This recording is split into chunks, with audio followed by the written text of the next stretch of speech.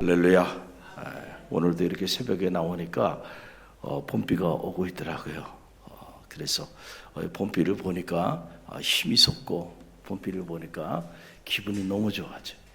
우리 옆에 있는 성도들 바라보면서 우리가 부활의 아침을 고대하면서 이 고난주간 십자가 앞으로 나가고 있는데, 우리 옆에 있는 성도들 바라보면서 당신은 봄비 같은 사람입니다. 우리 서로 축복하며 인사합니다. 당신은 봄비 같은 사람입니다. 할렐루야. 자, 이렇게 비가 오면 뭐 그렇게 기분이 좋지는 않죠. 그렇죠? 이렇게 바닥도 깨끗하지 않고 그렇지만은 이런 비가 오고 나면, 그러고 나면 생명의 역사가 나타난다니까요. 할렐루야. 우리가 십자가 없는 영광은 없어요. No cross, no crown. 우리가 이 고난주간 주님의 그 십자가의 고난에 우리가 동참할 때, 그럴 때 부활의 영광, 그 부활의 새 아침, 여러분 가운데 임하는 놀라운 축복이 더 강하게 나뉘어질 줄로 믿습니다. 할렐루야. 제가 영성이 부족해서 그런지 주님께서 이 고난주간에 더 주님의 십자가의 고난에 동참하라고 그냥 지난 한 해도 무사히 넘겨왔는데 감기 몸살이 강하게 와가지고 계속해서 앓고 있습니다. 근데 감사해요. 이렇게라도 고난에 동참하게 하시니. 할렐루야. 그랬더니 저희 집사람이 옆에 있다가 제가 그 말을 했어요. 내가 부족해서 이 고난주간 주님의 고난에 이렇게라도 동참하게 하는가 보다. 그랬더니 여보, 그걸 말이라고 해. 주님의 고난에 비교가 돼 그게? 그래서 핀잔만 듣고요. 그리고 생각해 보니까 그렇죠. 주님이 당하신 고난하고 어떻게 비교할 수 있겠어요? 할렐루야. 오늘 사랑의 말씀, 여자여 보소서 아들이니이다 라고 하는 이 주제를 가지고 말씀을 나누길 원합니다. 한 여자 고등학교 국어 시간이었어요. 국어 선생님이 시구 하나를 읽어주면서 이 시구의 제목을 한번 맞춰봐라 그랬어요. 여러분도 한번 맞춰보세요. 제목이 뭘까? 그대가 꺾어준 꽃 시들 때까지 들여다보았네. 그대가 남기고 간 시든 꽃 다시 필 때까지. 자, 제목이 뭘까요? 아마 이 국어 선생님도 이 제목을 맞히는 학생은 없으리라 이렇게 생각을 하고 문제를 낸 거예요. 아니나 다를까 학생들이 알 길이 없는 거예요. 제목이 뭔지. 그런데 어느 한 학생이 조용히 손을 드는 거예요. 그러더니 제목을 딱 맞힌 거예요. 제목은 바로 뭐냐면 첫사랑이에요. 그래가지고 선생님이 놀랐어요. 그래가지고 수업이 끝나고 난 다음에 그 여학생을 교무실로 불렀어요. 그리고는 궁금해가지고 어떻게 이 제목을 네가 맞췄냐라고 물어보니까 이 여학생이 이렇게 말을 했다는 겁니다. 얼마 전 남자친구와 헤어졌는데요. 그 애가 꺾어준 꽃이 다 시들어버렸어요. 그런데도 저는 그 꽃을 버리지 못하고 매일 보고 있어요. 할렐루야. 지금 자기의 그 사랑의 아픔을 그대로 드러내 보여주고 있는 시구인 거야. 그래서 이 시의 제목은 첫사랑이구나. 할렐루야. 여러분, 사랑도 경험해 봐야 아는 거예요. 경험해 보지 못하면 모르죠. 그 사람과 사람 사이에도요, 사랑해 보면 그 사람이 어떤 사람인지 알게 되잖아요. 우리가 주님과 우리의 관계도 마찬가지예요. 우리가 신앙생활을 하고 있는데 신앙생활 하면서 이 국어 선생님이 낸 시구 그 이상 얼마나 많은 놀라운 우리를 향한 사랑의 고백의 메시지들을 날마다 듣고 있나요? 그런데 제목을 모르겠어. 이게 대체 뭔 얘기를 하는 건지 전혀 모르겠어. 그런 분들도 있을 수 있어요. 왜 그럴까요? 실제로 내가 주님을 사랑해 본 적이 없고, 실제로 주님이 나를 사랑한 그 사랑을 내가 체험해 본 적이 없어. 그러면은 이 수많은 나를 향한 이 사랑의 메시지들이 도대체 뭘 얘기하는지 알 길이 없는 거예요. 그러나 우리가 실제로 주님의 사랑을 체험하게 되면, 그러면은 구구절절히 정말 가슴에 와닿는 거예요. 이런 메시지들이. 할렐루야. 그대가 꺾어준 꽃 시들 때까지 들여다보았네. 그대가 남기고 간 시든 꽃 다시 필 때까지 사랑을 해보지 않은 사람은 이게 도대체 무슨 말이냐, 이게 쓸데없는 얘기를 하느냐, 이렇게 얘기할 수 있지만, 그 사랑의 아픔을 겪고 있는 그 첫사랑을 경험하고 있는 그 사람에게는요, 가슴 저미게 다가오는 메시지가 되는 거예요. 할렐루야. 우리가 하나님의 말씀 묵상하는 거 대단히 중요하죠. 그러나 여러분, 그것보다 더 중요한 것은요, 실제로 하나님을 사랑하고 실제로 주님을 사랑하는 일입니다. 할렐루야. 그럴 때 비로소 이 메시지의 의미를 알고 이 메시지의 주제를 알게 된다라고 하는 그런 사실이에요. 오늘 이 짧은 메시지인데, 저는 이 메시지를 읽으면서 요한의 사랑, 참 요한이 주님을 끔찍하게 사랑했던 제자였구나 라고 하는 것을 저는 이 메시지를 통해서 다시 한번 새롭게 깨닫게 되었습니다. 여러분 보세요. 부모가 죽으면 앞산이 보여도 자식이 죽으면 앞산이 보이지 않는다 그래요. 사랑하는 아들이 십자가에 달려 처절히 죽어가는 그 모습을 보고 어떻게 그 자리를 떠날 수 있었겠어요? 그래서 막달라 마리아는 그 마지막 주님 운명하시는 그 순간까지 주님 곁에 있었어요. 이거는 우리가 충분히 이해가 돼요.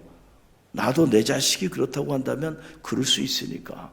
그렇죠? 그런데 오늘 성경을 들여다보니까 그 고난의 자리에, 그 고통의 자리에 제자 하나가 막달라 마리아 곁에 함께 서 있었다는 거예요.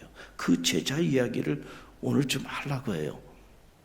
우리를 향한 주님의 사랑을 깨닫는 것도 중요하지만, 이 고난주간을 통해서 주님을 향한 여러분의 사랑도 확인되어지는 축복이 있게 되기를 간절히 바랍니다. 요한이 보니까 그 자리에 막달라 마리아와 함께 자리하고 있는 모습을 보게 되는데, 여러분, 이게 우리가 생각하기에 쉬운 것 같지만은 절대로 쉬운 일이 아니잖아요. 주님이 그냥 붙잡히셔서 그냥 고난당하는 게 아니에요. 대반역 죄인으로 붙잡혔고, 여기에 연루된 사람들은 앞으로 줄줄이 그 길을 가야만 하는 그런 상황입니다.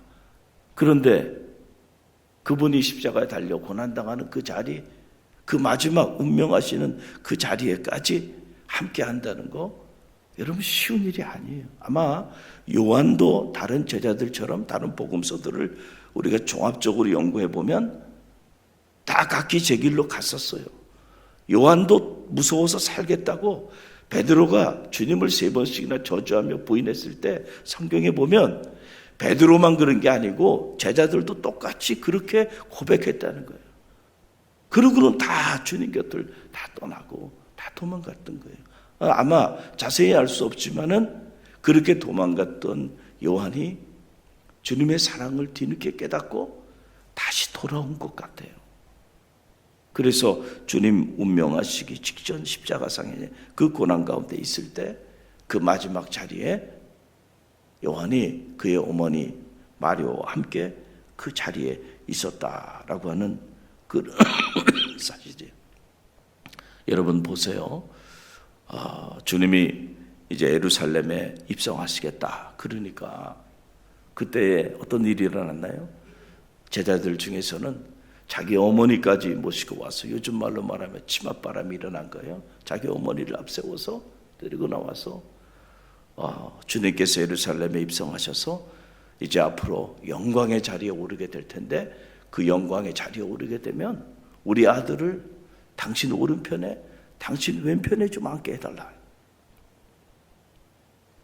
얼마나 그 영광의 자리에 주님 오른편에 주님 왼편에 있고 싶었으면은 자기 어머니까지 모시고 와가지고 그런 청을 넣겠어요. 근데 또 그 소리를 듣고 있었던 제자들이 화가 났다는 거예요. 성경에 보니까. 아니 저놈의 자식들이 말이야 우리를 제끼고 자기들이 주님의 오른편에 왼편에 앉으려고 하네. 이 자리 싸움이 난 거죠. 권력 다툼이 일어난 거예요. 서로 그 영광의 자리에 서로 앉겠다고 말했죠. 제자들이. 여러분 그랬던 제자들이요, 주님이 그들이 생각했던 것처럼 그렇게 영광의 자리에 존귀한 자리에 많은 사람들이 흠모하는 그 빛나는 자리에 서지 못하고 오히려 빌라도의 법정에 붙잡히십니다. 그러니까 너도 저와 함께 있었던 사람 아니냐라고 말하니까 베드로는 예수님을 3번이나 저주하면서 말이죠. 주님 곁을 떠나고 제자들도 똑같이 그랬다는 겁니다. 가룟 유다는 보니까 아닌 것 같아요. 그래서 은 30에 주님을 내어 팔아버립니다.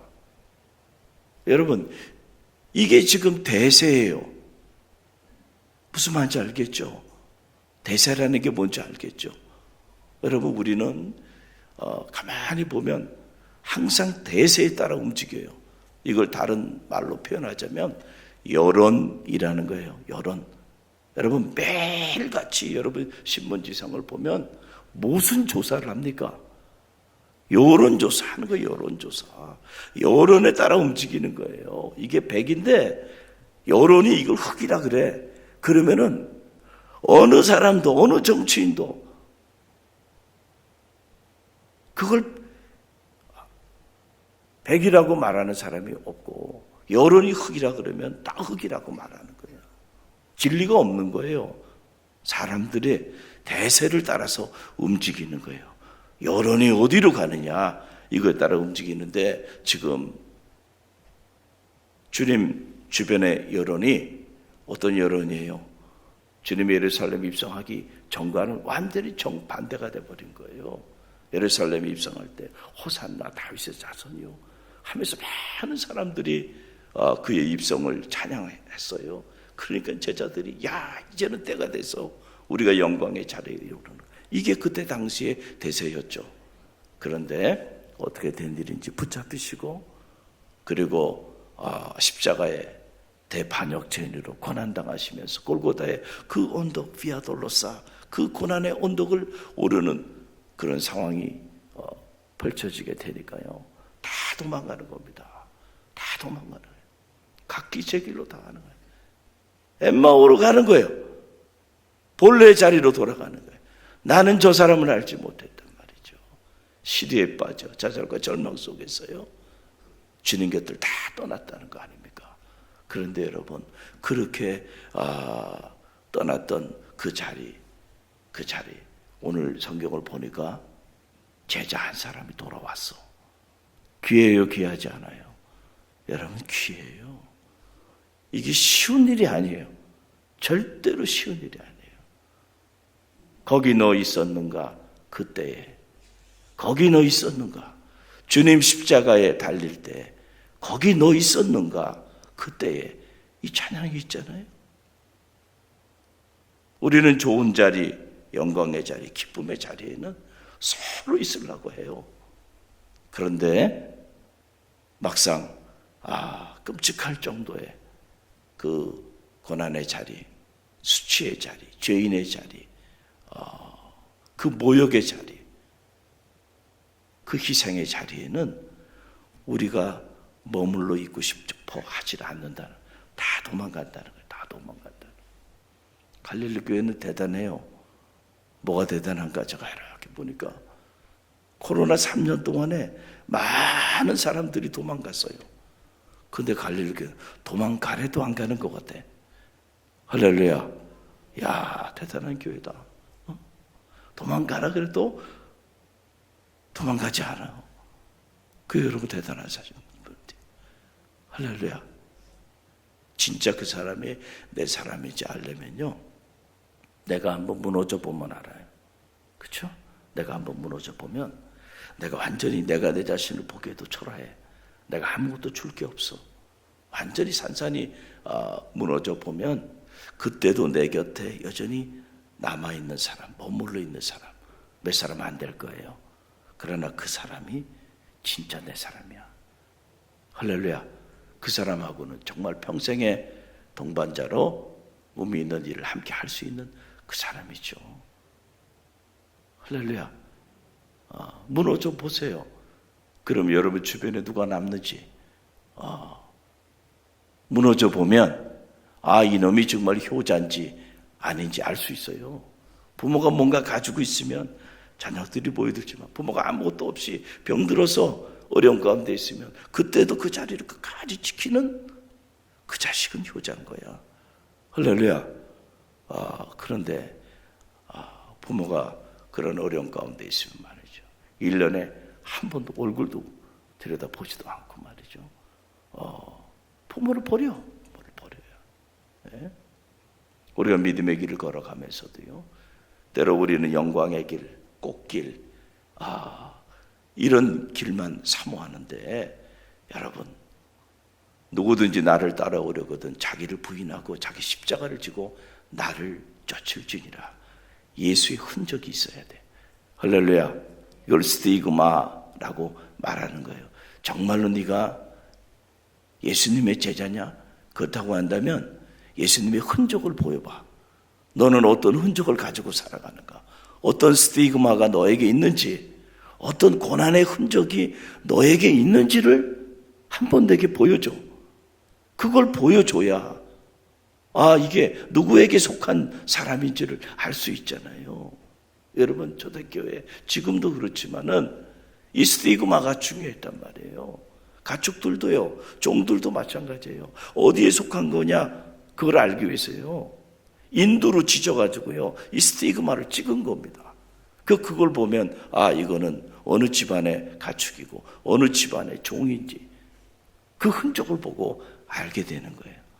주님께 속한 사람인지 아닌지는 예수의 흔적이 있는지, 그 스티그마가 있는지 없는지를 보면 알아요. 요한은요, 그 고난의 흔적을 지니고 있었던 그런 주님의 참 제자였어요. 제자들 중에 가장 나이가 어렸어요.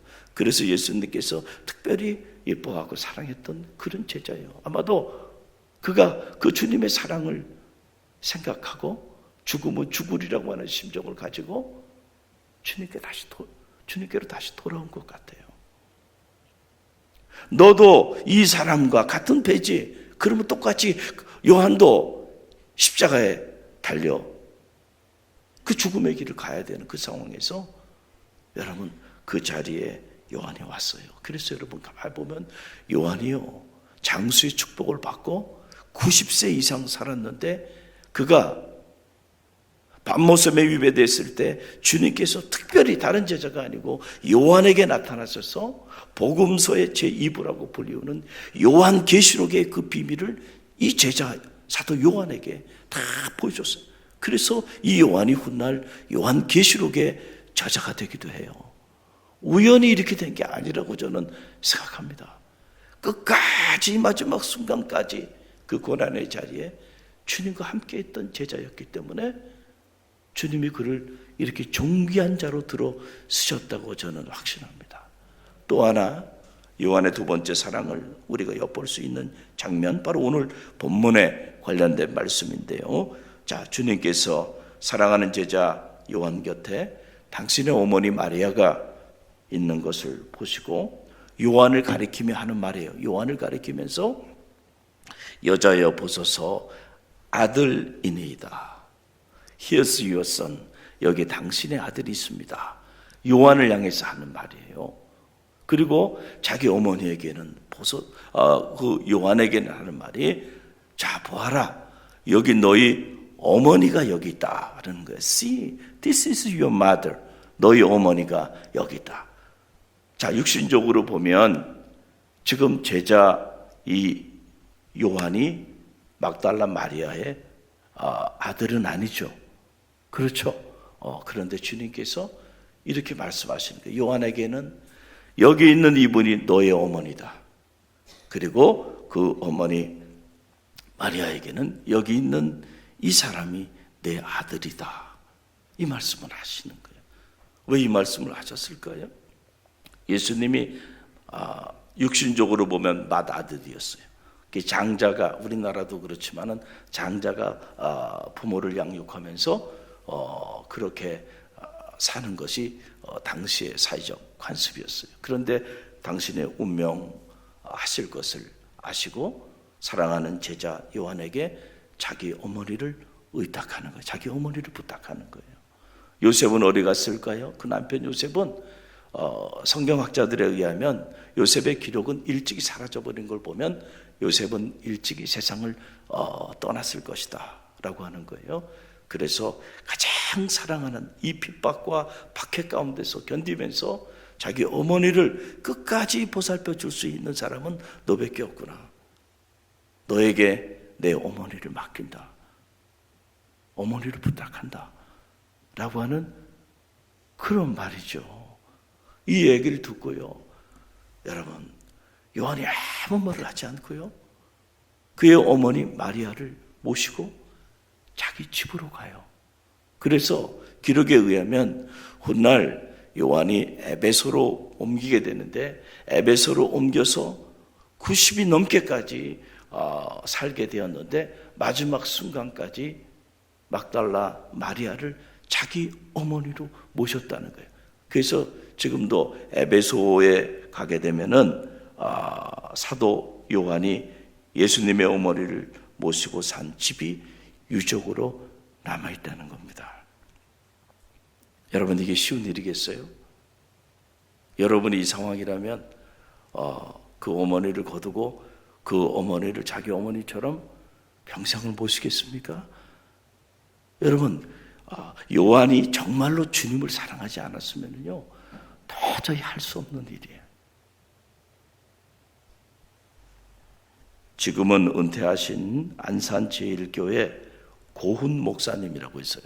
시인이기도 해요. 이분이 시도 쓰시고 그러신 분인데 실제로 있었던 일입니다.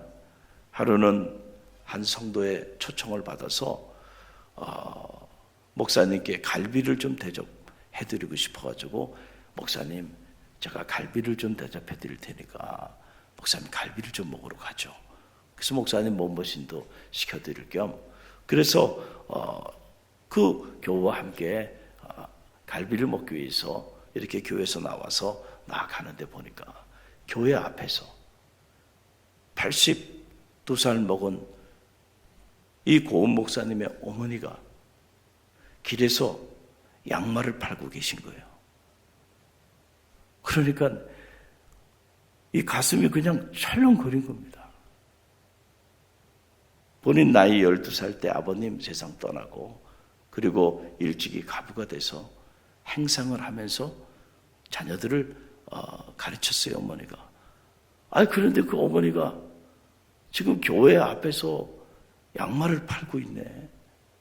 그러니까 교인들이 복이라도 하면 어쩌려고 아들인 자기는 지금 갈비 먹으러 가는데 어머니는 길에서 양말을 팔고 있어요. 그러니 여러분 얼마나 마음이 힘들었겠어요. 그래서 조심스럽게 이 고은 목사님이 다가가가지고 어머니 그러면서 손을 잡아서 이렇게 얼굴을 보니까 자기 어머니가 아니더라는 거예요. 그래가지고 멋쩍잖아요.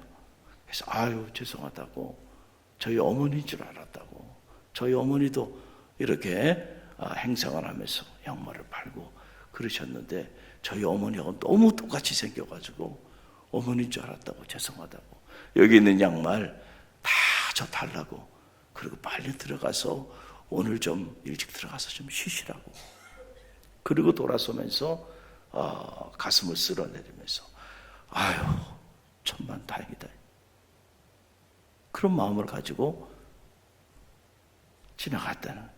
그리고 저녁에 와서 가만히 이렇게 기도하는데 성령께서 마음에 울림을 주시라는 거예요. 이런 울림을 주는 거예요. 야, 도대체 너는 내 어머니가 누구니? 라고 이렇게 물으시더래요. 내 어머니가 누구니? 내 어머니가 누구니? 그 사람이 내 어머니가 아니라서 너 다행이라고 생각했지. 그러면서도 너는 나의 종이니? 아직도 내 어머니가 누군지를 몰라? 이렇게 말씀하시더라는 거예요. 그리고 그 소리를 듣고 자매의 눈물을 흘렸다는 거예요.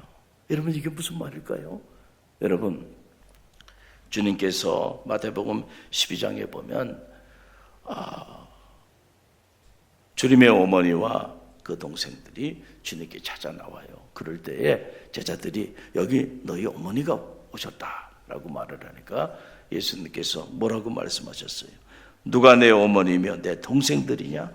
누구든지 하늘에 계신 내 아버지 뜻대로 하는 자가 내 형제요 자매요 어머니라. 할렐루야.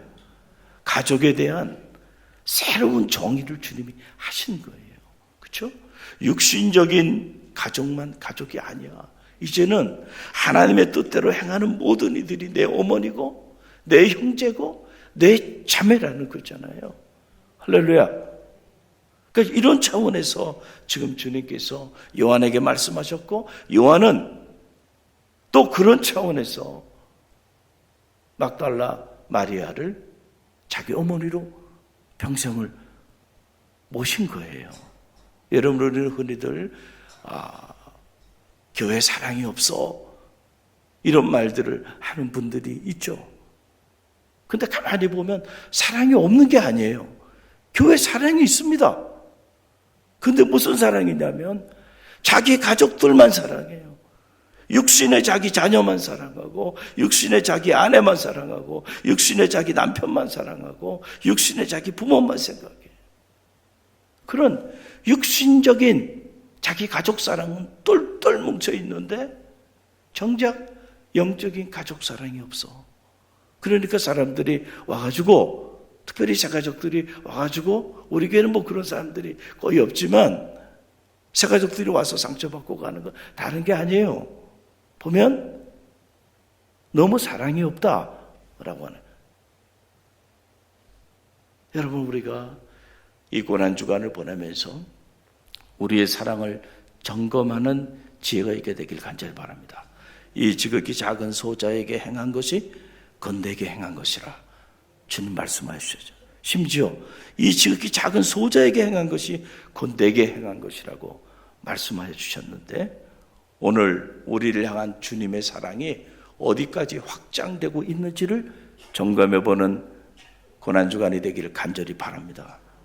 내 자식, 그리고 내 가정, 여러분들이 이 범주를 벗어나지 못하고 이 안에서만 사랑하고 있다고 한다면 여러분을 향한 주님의 사랑은 안타까운 사랑일 수밖에 없다라고 하는 사실이에요.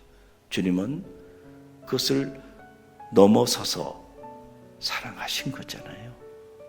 오늘 요한의 주님에 대한 사랑, 그 사랑 역시 그것을 넘어선 사랑이었어요.